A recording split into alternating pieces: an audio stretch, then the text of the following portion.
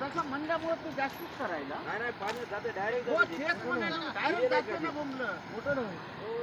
मामाला काय नशा आला मग